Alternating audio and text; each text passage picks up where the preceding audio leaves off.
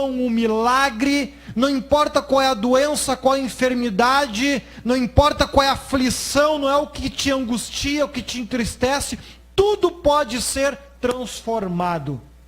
Nada é impossível. O teu pior problema é uma brincadeira de criança para Deus resolver. Para Ele é fácil resolver. Uma análise rápida aí de você mesmo. Quantos de vocês será, nesse momento, mesmo estando há tanto tempo na igreja, não estão entristecidos, não estão abatidos, não estão se sentindo inferiorizados, destruir? Liberdade. Liberdade que foi dado desde o primeiro homem e a primeira mulher, Adão e Eva. Adão e Eva viviam num tempo onde poderíamos dizer que poderia ser até um pouco mais fácil, pois eles tinham apenas a possibilidade de cometer um único pecado. Não tinham outros. Havia apenas um pecado possível de ser cometido: comer o fruto proibido. Hoje nós vivemos num tempo onde a Bíblia relata mais de 140 pecados diferentes. Muitos são escolhidos para serem grandes e acabam se tornando pequenos. E temos visto muitos escolhidos para serem pequenos e se tornarem grandes. Mas, final de semana de Páscoa, e não poderíamos falar de Páscoa sem falarmos de liberdade e perdão. Não haveria como ser diferente. A base de toda a Páscoa, de toda a sua origem, conforme o missionário Valmírio já esteve pregando na quinta-feira, se você não assistiu ainda, assista. Mas hoje eu quero convidar os irmãos, nós vamos falar sobre esses dois temas, liberdade e perdão. Abra primeiramente no livro de Números, capítulo 5 e versículo 7. Livro de Números, capítulo 5 e versículo 7. Você tem a sua Bíblia, abra, você de casa também. Aqueles que não têm a sua Bíblia, já está aparecendo aqui no telão. Glória a Deus. Livro de Números, capítulo 5 e versículo 7. Vamos estar falando sobre ambos esses temas, né? Com a graça e a glória de Deus. Liberdade e perdão. O real significado da Páscoa. Números capítulo 5 e versículo 7, assim nos diz: E confessará o pecado que fez, então restituirá pela sua culpa segundo a soma total. Ele acrescentará o seu quinto, e o dará àquele contra quem se fez culpado. Mas, se aquele homem não tiver resgatador, a quem se restitua pela culpa, então a culpa se restituir ao Senhor será do sacerdote, além do carneiro da expiação, com que por ele fizer expiação. Amém? Os irmãos podem sentar. Glória a Deus. Aleluia. Liberdade. Muitos são escolhidos para serem grandes e acabam se tornando pequenos. E temos visto muitos escolhidos para serem pequenos e se tornarem grandes. Liberdade, a liberdade que nós temos para crer, liberdade que nós temos para acreditar, liberdade que nós temos para praticar, decidir e escolher.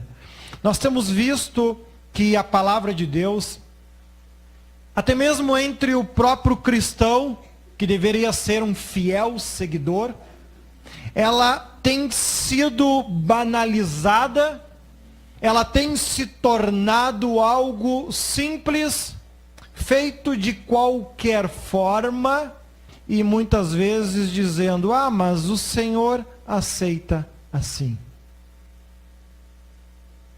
É importante nós percebermos que quando a Páscoa foi instituída, estamos falando de um povo que estava completamente escravizado pelo Egito. Livro de Êxodo, você vai ver a trajetória da libertação deste povo. Livro de Gênesis vai contar grande parte dos motivos que levaram esse povo a chegar ao ponto que chegou. É importante nós percebermos que a liberdade, ela é uma espada de dois gumes. Tanto pode nos dar uma vida incrível, quanto pode nos destruir. Liberdade. Liberdade que foi dado desde o primeiro homem e a primeira mulher, Adão e Eva. Adão e Eva viviam num tempo onde poderíamos dizer que poderia ser até um pouco mais fácil, pois eles tinham apenas a possibilidade de cometer um único pecado. Não tinham outros. Havia apenas um pecado possível de ser cometido: comer o fruto proibido. Hoje nós vivemos num tempo onde a Bíblia relata mais de 140 pecados diferentes.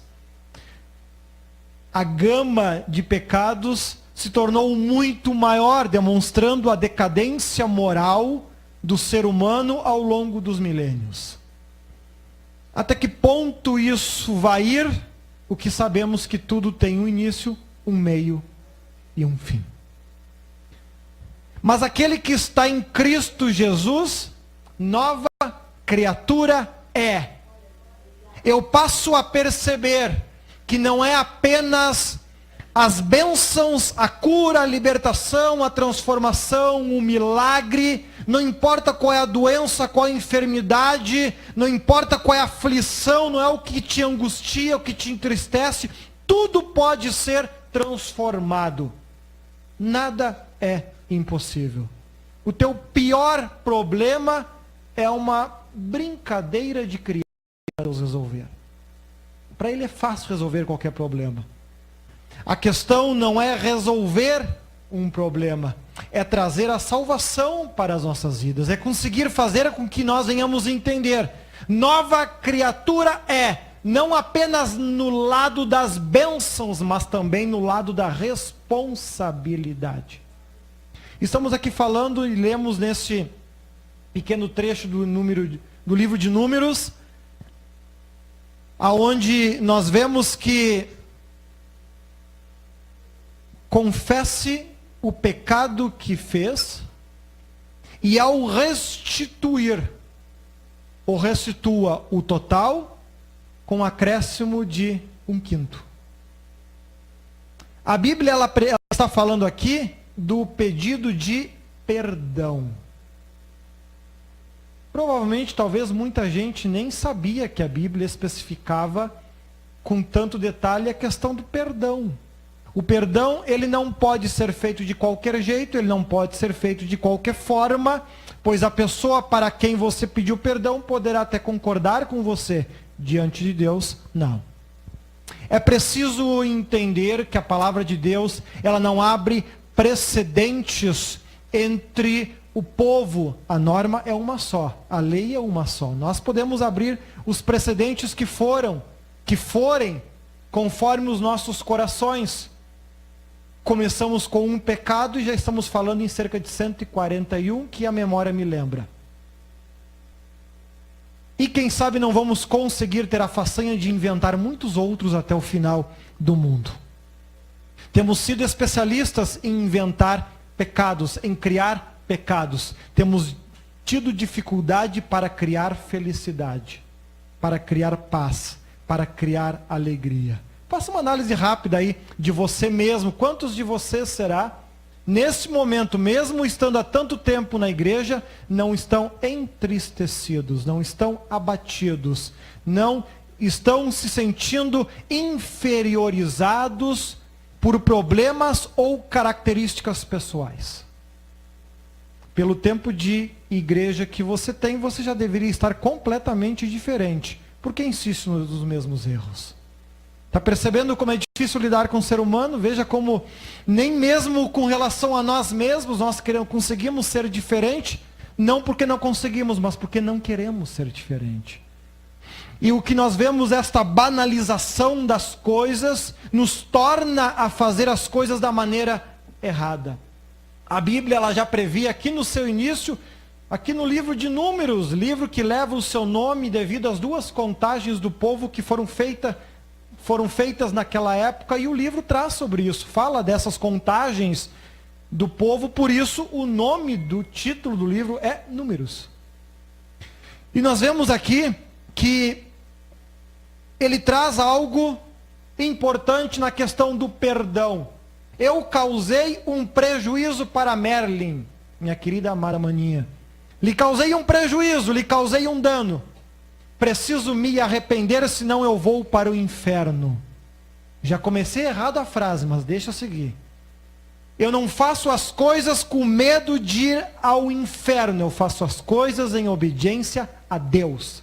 Se você serve a Deus com medo de ir para o inferno, desculpa, tu está indo para lá. A gente não faz a esposa feliz com medo de apanhar. A gente faz a esposa feliz por amor. Ah, mas a ideia é a mesma. Não, não é a mesma. Uma coisa é ter medo de apanhar, outra é amar. A gente serve a Deus por amor, não com medo de apanhar. Não com medo de ir para o inferno. Então veja como as coisas elas podem ser feitas de diversas formas, aparentemente com o mesmo objetivo, mas não é. Não irão produzir uma mesma satisfação, uma mesma felicidade, uma mesma alegria. E aqui o texto ele está dizendo, lindo da tua parte, restituir a tua irmã pelo dano causado. Mas restituir apenas o dano causado não é suficiente. Você precisa acrescentar a isso 20%. Acrescenta 20% nisso, e aí o teu dano, de fato, estará perdoado. O que a Bíblia está trabalhando sobre isso? Que o bem que eu vou produzir para ter o meu pecado, o meu erro perdoado, ele deve ser superior ao dano. Ele deve ser superior ao dano. Caso contrário, eu não estou fazendo nada do que qualquer outro faz. Pedir perdão qualquer um faz. Qualquer um faz. E muitos dizem, bispo, eu vou perdoar o Sandro por algo que ele me fez, mas eu não vou amá-lo mais do mesmo jeito. Com certeza, se tu amar do mesmo jeito, está errado. Tu precisa amar a ele com um amor acrescido de 20%. Se tu não amar ele mais agora, depois do perdão, do que tu amava antes, biblicamente, o teu pedido de perdão não vale nada. Mas então quem é que vai fazer isso? Deus fez. E é por isso que existe a Páscoa. Sabia que o povo de Israel, eles têm origem lá em Abraão, Isaac e Jacó. Esse povo ele começou com uma família de aproximadamente 70 pessoas que foram para o Egito ao convite de José, governador do Egito. E esse povo que começou em 70 pessoas, 415 anos depois, eram quase 2 milhões de pessoas. Porém, este povo, por estar vivendo no Egito, ao invés de levar o Egito para Cristo, o Egito levou eles para a idolatria. Como tem crente assim? Como tem pessoas que são assim? Ao invés de mostrar para o mundo o real significado do perdão, ficam magoados com o mundo. Não tem sido muito diferente no tempo de hoje. Ou tem sido? Observe que este povo, que ao invés de converter o Egito, se converteu ao Egito, passaram a adorar a idolatria. Outros deuses, como Moloque, um dos mais conhecidos, tinha o formato de um touro, que só aceitava sacrifícios de crianças. Eu acredito que eu já falei isso aqui em outros momentos. Essa estátua, ela tinha vários furos na sua armadura, então tu colocava a criança viva ali e de dentro saía fogo que queimava essa criança viva. Era o único sacrifício aceito por esta entidade na época. E isso foi muito praticado pelo povo de Israel também, né? Não é em vão que quando você vai lá para o tempo onde Moisés subiu ao monte para receber a tábua dos 10 mandamentos, qual era a figura da idolatria que o povo criou? Ele tinha o formato de um bezerro, porque fazia menção a Moloque. Então uma das imagens, figuras mais feitas era sempre na forma de touro, bezerros, porque fazia sempre menção a esta entidade. Porque isso é o que a gente chama hoje de magia negra, né? Algo semelhante, podemos dizer assim, porque nos primeiros relatos de feitos por Moisés, né, das 7 pragas, né, as primeiras, os magos, os servos do rei conseguiam imitar. Lembram disso? Já perceberam isso na história? Eles conseguiam fazer igual, porque eles lidavam com magia. Eles se consagravam a isso. Então, as primeiras fatos que Moisés fez, eles fizeram igual. Eles tinham poder para isso. Eles se consagravam para isso. É claro que, quando Deus entra no negócio, não dá para comparar com o diabo, né? Chegou num ponto que eles não conseguiram imitar mais nada, né? Porque daí acabou, né?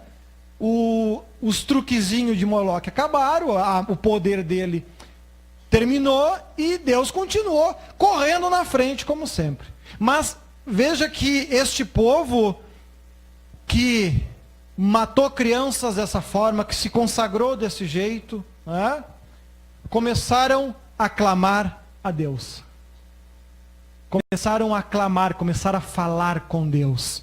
Começaram a clamar para que o rei de Israel viesse libertar, o verdadeiro Deus de Israel viesse libertá-los.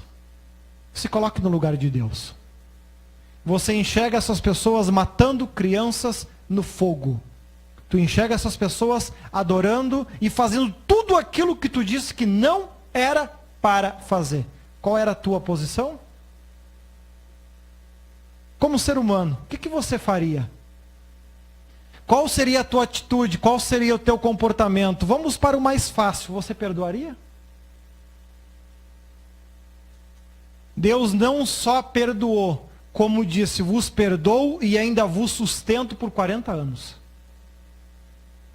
Deus, além de perdoar, ainda o sustentou com água, comida, roupa, carne em abundância por cerca de 40 anos. Não podemos dizer que Deus perdoou com acréscimo de 20%, porque Ele fez muito mais do que isso. Isso é perdão.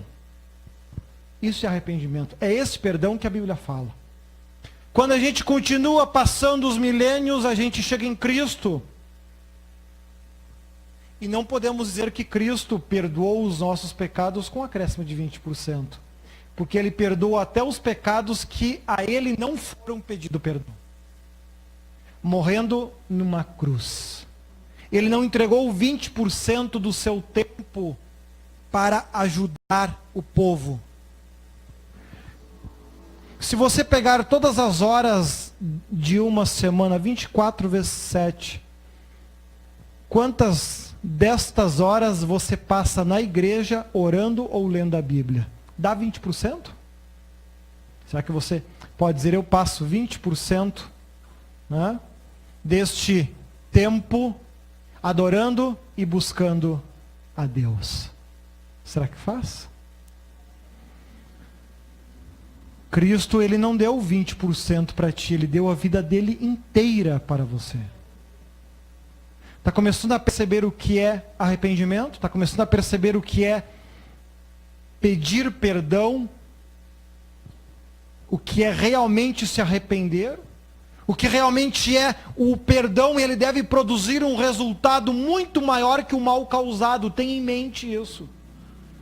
se o teu pedido de perdão não pronuncia, não realiza um resultado bom maior do que o mal causado, você não está manifestando perdão. Deus lá no tempo do Egito ofereceu muito mais do que isso. Cristo ofereceu muito mais do que isso. Você pode estar pensando um monte de bobagem ou falou um monte de bobagem ao longo da tua semana. Se agora você buscar de verdade a Deus, o Espírito Santo se manifesta e toca na tua vida. Pois da mesma forma o Espírito Santo não está agindo diferente do que Deus agiu, do que Cristo agiu. Os três têm a mesma função: produzir resultados positivos de mudança, de transformação, de arrependimento. Quando a gente banaliza a questão do perdão, é que nós passamos a ser recíprocos no mesmo erro. A gente repete o mesmo erro de forma constante. Por quê? Porque não houve de fato um arrependimento. Você tampouco se preocupou em produzir um arrependimento verdadeiro, conforme a Bíblia diz, não conforme aquilo que eu quero. Outro ponto que às vezes as pessoas não sabem é que um real arrependimento não depende da aceitação do outro. Sabia disso? Ah, eu fiz tudo isso e a pessoa não me perdoou. O teu juiz é Deus, sempre será Deus, não é o teu irmão. Tem em mente isso. Quando você faz esse ato, não é para o irmão que tu está fazendo, tu está fazendo para Deus. É para ele que você está fazendo. Cabe a ele julgar se é aceitável ou não, não o teu irmão. Quem sabe ele não está tão convertido como você. Ou você acha que todos os 2 milhões de homens, mulheres, crianças que foram para o meio do deserto, recebendo um dos maiores benefícios que o povo já havia recebido em toda a história, e não me recordo de nenhum outro momento onde o povo foi sustentado diretamente por Deus por 40 anos, onde a manifestação do poder de Deus em forma de uma coluna de fogo, em forma de uma nuvem, foi constante, diária ao longo de 40 anos. Não me recordo de um fato como esse. Quantos tu acha que destes 2 milhões, quantos se converteram de verdade a Deus? Ah, bispo, deve ter se convertido tudo. Não, só 2. Josué e Caleb. O resto morreu tudo no caminho. Mas depois, diante de tudo isso, sim. E aí muitas vezes tu está triste porque o irmão não aceitou o teu perdão. Que só para Deus então, que de 2 milhões, salvou 2. Valeu a pena? Claro que sim, graças a esses 2, que a história continua. A questão não é a quantidade, a questão é a qualidade daquilo que tu faz. E é importante nós termos em mente isso. A minha vida com Deus, o meu relacionamento com Deus, ele tem que ser baseado em qualidade, não em quantidade. Eu preciso demonstrar essa qualidade para Deus. Ah, mas o irmão não faz, A, B não faz. Mas o que tem a ver com isso? Eu não sou juiz de ninguém. Deus é o meu juiz. Eu tenho que me julgar. Eu tenho que me analisar. Eu estou compatível com a palavra de Deus? A palavra de Deus está se manifestando de fato na minha vida? Se o meu irmão não está conseguindo fazer, então eu vou fazer para dar o exemplo. O pior é quando eu estou apontando o outro e nem eu faço. É importante que haja uma percepção nossa. Salvação é individual. Mas e o orgulho? Deixa? Outro problema que se teve ao longo da história, e a gente pode, inclusive, ler apenas 2 versículos da mensagem que o missionário trouxe na quinta-feira. João, capítulo 13 e versículo 14. Vamos ler só o 14 e o 16. Quando ele estava pregando, esses 2 versículos me chamaram muita atenção. A questão realmente da liberdade, né? Às vezes o orgulho ele fala muito alto na nossa vida e ele é um dos maiores atrapalhos no ser humano. Até porque nós temos medo. Outro problema que foi se criando, eu adquiro uma autoridade, eu adquiro um cargo, eu adquiro uma função e eu tenho medo de perder tal função ou tal autoridade. E Cristo, de forma muito clara, aqui no versículo 14 e 16, fala sobre isso. Olha só, versículo 14. Ora, se eu, Senhor e Mestre, vos lavei os pés, vós deveis também lavar os pés uns dos outros. Versículo 16. Na verdade, vos digo que não é o servo maior do que o seu senhor, nem o enviado maior do que aquele que o enviou. O que Cristo está falando sobre isso? Ele está fazendo uma relação entre o ato e a autoridade. Ele está relacionando as duas coisas. Ele, como um Deus, ele se fez homem. Amém? Paulo fala sobre isso. Ele, como um Deus, se fez homem. Por se fazer homem, ele se tornou menor? Não. Ele fez milagres que ninguém fez. O cargo, a função, a autoridade jamais abandonou Cristo, mesmo ele estando fazendo um trabalho inferior. E muitas vezes Deus, de forma semelhante também, com relação ao homem, ele pronunciava uma das suas referências mais fortes: eu sou. Cristo mesmo faz uso dessas palavras em João 14 também. Eu sou o caminho, eu sou a verdade, eu sou a vida. Eu estar lavando os teus pés não retira de mim a autoridade que eu tenho e recebi do Pai. Quando nós temos um cargo, quando nós temos uma autoridade, quando nós temos uma função, eu me colocar no lugar do outro para ajudá-lo, não remove de mim a minha autoridade. Eu continuo sendo aquilo que eu sou. Cristo estava demonstrando isso. Quer ser grande? Faça-se pequeno. Tu jamais vai conseguir entender o que o pequeno está sentindo se tu não te colocar no lugar dele. É se colocando no lugar dele que você percebe as suas dores, os seus sofrimentos, as suas humilhações, as suas dificuldades, as suas limitações, a sua capacidade, suas emoções e outras tantas características importantes. Foi justamente por isso que Jesus Cristo, sendo um Deus, se fez igual aos homens. Para sentir o que nós sentíamos, para perceber o que nós percebíamos, não de acordo com a visão de um Deus, mas na visão de um homem. E ele se fazendo tão pequeno e insignificante. Às vezes a gente acha que é grande coisa, mas no mundo espiritual a gente é o nível mais baixo. Mais baixo. Nem sequer a morte a gente vence. Nem sequer a morte, que no mundo espiritual sequer existe. É um problema tão insignificante que não existe. Todo mundo espiritual é eterno. E eu e você lutamos para nos manter saudáveis. Para morrer mais tarde possível. Eu oro a Deus que me permitam 150 anos. Mas nós precisamos perceber isso. Poxa, eu preciso perceber isso. Que quando eu me proponho a ajudar alguém, quando eu me coloco no lugar de alguém, eu não estou perdendo autoridade, eu estou ganhando compreensão daquilo que está acontecendo. Quantos maridos, sem ter essa visão, tratam as suas mulheres da pior maneira possível, com medo de perder a autoridade? Quantos pais se comportam da pior maneira possível, com medo de perder a autoridade?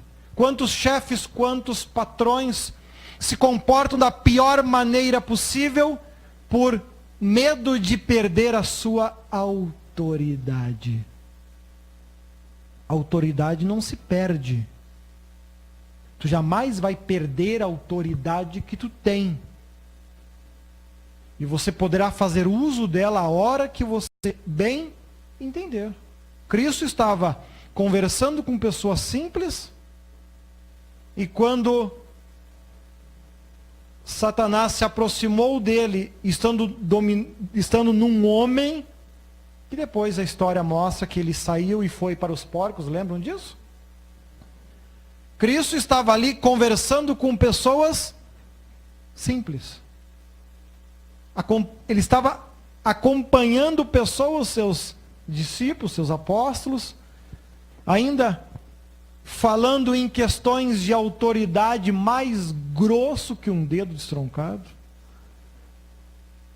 Não sabiam nem o que era fé, tão pouco ter. Era com esses que Cristo estava andando. Ele mesmo dizia: eu não vim para os sãos, eu vim para os doentes. Cristo tinha prazer em andar acompanhado de pessoas doentes, pessoas com a sua capacidade limitada, pessoas ignorantes em muitos aspectos. Ele andava acompanhado com essas pessoas, se fazia tão pequeno, essas que eram desprezados pelas autoridades da época.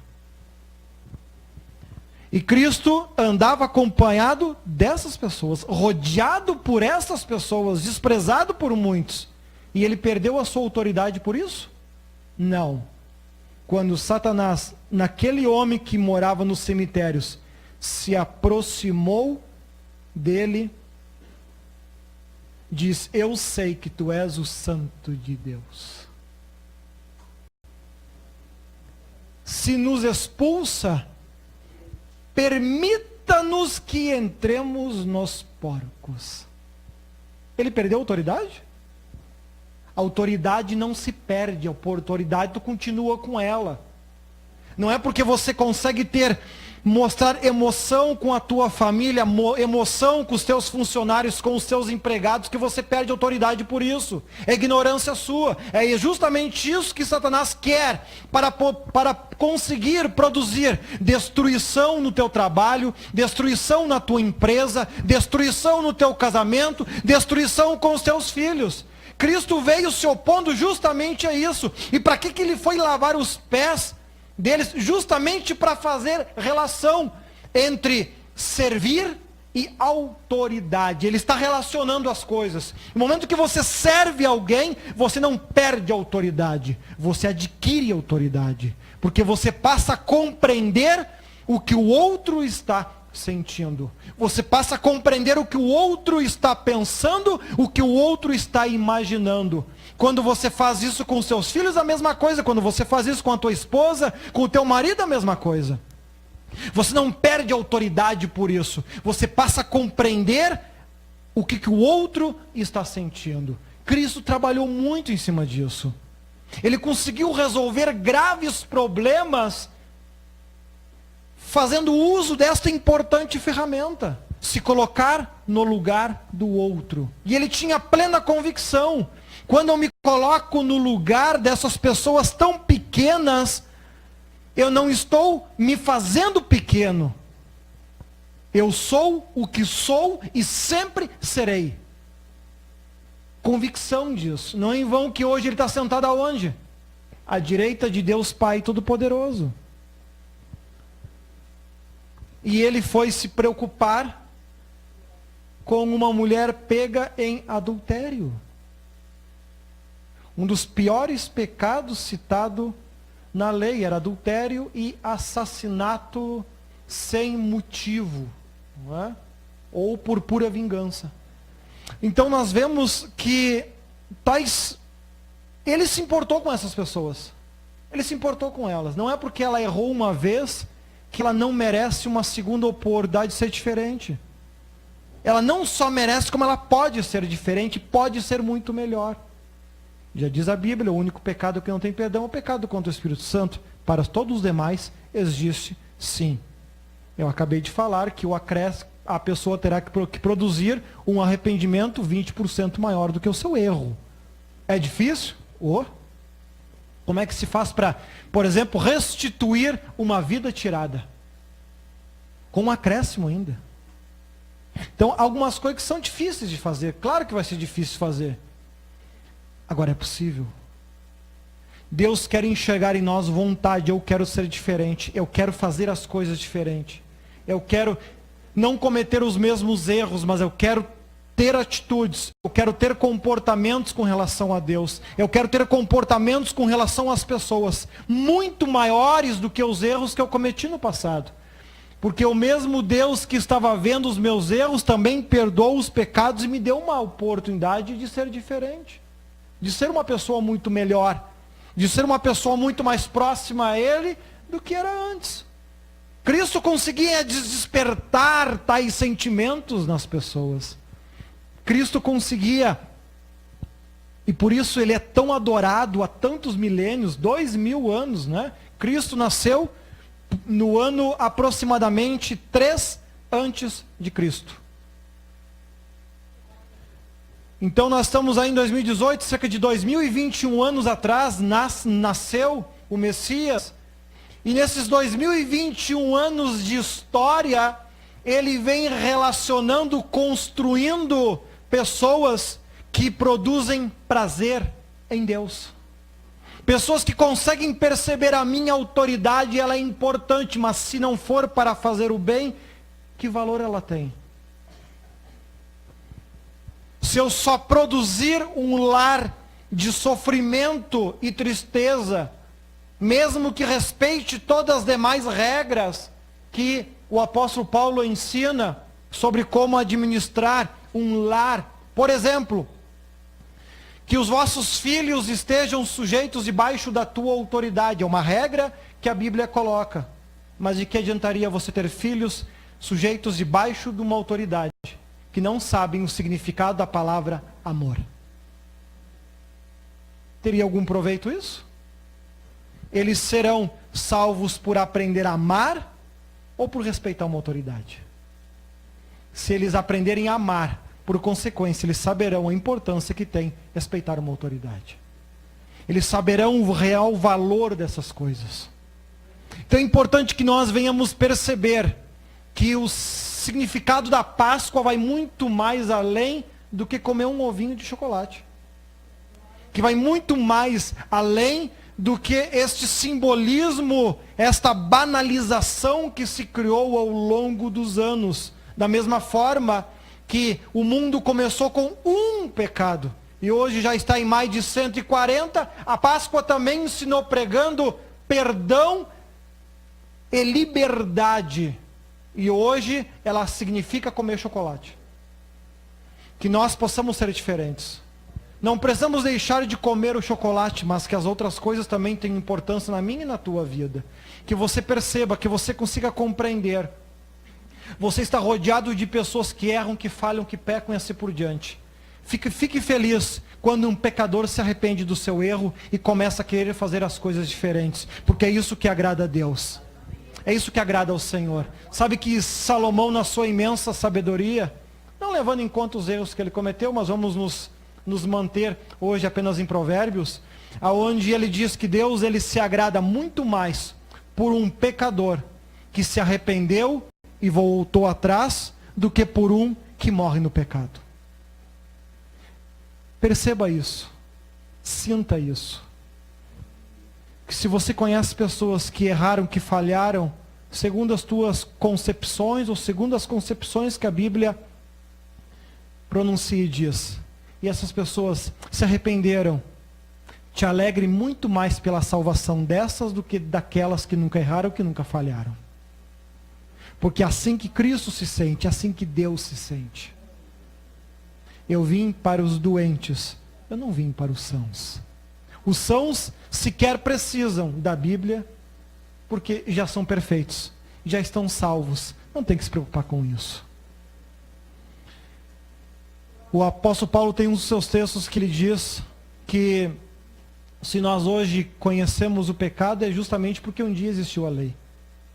A lei ela nos fez enxergar o pecado e não só nos fez enxergar, como nos fez conhecedor dele e muitas vezes praticante. Mas Cristo veio para nos mostrar uma realidade completamente diferente, onde nós não estamos preocupados com o pecado, estamos preocupados com o amor. Amar se tornou importante. Perdoar se tornou importante. Reaproximar de Deus aquele que estava perdido se tornou importante.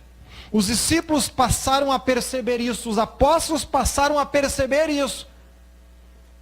E conseguiram perceber isso com tamanha alegria e felicidade, que até a sua sombra passou a curar as pessoas. Porque eles conseguiram perceber o real significado de Cristo. O real significado de Deus nas suas vidas. Não viemos para julgar, viemos para salvar. Disse Cristo: eu não vim condenar o mundo, eu vim para salvar o mundo. Eu não vim para punir o mundo, respondendo ele a João, apóstolo do amor. Eu não vim para punir o mundo, eu vim para que o mundo seja salvo. Que a tua vida na terra não seja diferente. Que você esteja na terra para aprender a amar, perdoar e a levar o máximo de pessoas que você puder até Cristo. Quando você vem ao culto, já para nós encerrarmos, não quero me estender muito, mas quando você vem a um culto, você chega aqui e você vê irmãos cantando muito bonito. Você vê jovens de diferentes idades tocando e cantando para Deus. Você chega ali na porta e enxerga um porteiro muito bem arrumado, muito elegante, esperando por você. Até café e chá você se depara, lanche após o culto disponível. Agora, quais destes trabalhos agradam a Deus? Quais destes trabalhos agradam a Deus? Se eles produzirem salvação, todos. Se eles não produzirem salvação, nenhum.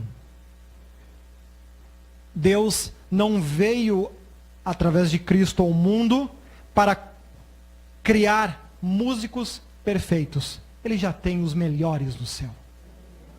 Cristo não veio ao mundo para construir cantores perfeitos. Ele já tem os melhores no céu. Cristo, ele não veio ao mundo para produzir os melhores fabricantes de cafezinho, chá e doces. Ele no céu já tem os melhores cozinheiros, com certeza.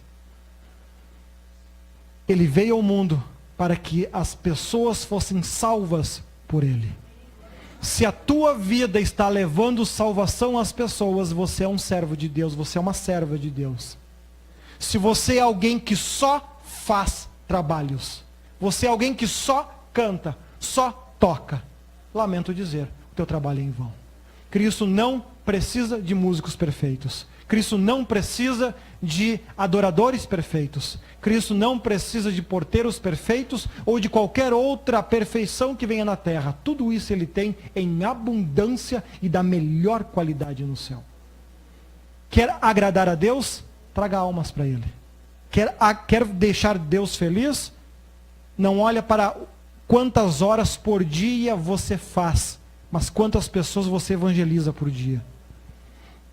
Não olhe para quantas horas você passa lendo a palavra de Deus. Se eu passar horas e horas lendo a Bíblia e eu não pregar para ninguém, agradei a Deus? Não. A Bíblia com certeza é lida e ensinada diariamente no céu. Não precisa de mais do que isso. Perceba, Cristo morreu por almas, não por atitudes e comportamentos. A Trindade não está buscando perfeição na terra, ela está buscando almas na terra. A perfeição é maravilhosa, desde que produza almas. Se você canta perfeito para orgulho teu, está perdendo teu tempo. Se você toca perfeito para orgulho teu, está perdendo o teu tempo. Se você prega bonito para orgulho teu, está perdendo o teu tempo. Se você faz um café maravilhoso para orgulho teu, está perdendo o teu tempo. Quem sabe a irmã que faz o cafezinho está ganhando mais almas para Deus do que aquele que está cantando aqui atrás. Porque quando ela faz o cafezinho, ela faz por amor a Deus. Aquele quando canta, canta para orgulho seu. E Satanás, tudo isso ele está enxergando e usa para proveito seu. Da mesma forma que Deus também usa tudo aquilo que a gente faz por amor a dele, para uso seu. Aprenda de fato a conhecer Deus, para que você não passe uma vida inteira dentro de uma igreja, apenas ocupando um lugar. Que Deus te ilumine, que Deus te abençoe. Palmas para o Senhor Jesus, tapar a mão nesse momento. Glória a Deus. Mais forte, aleluia. Glória a Deus, aleluia.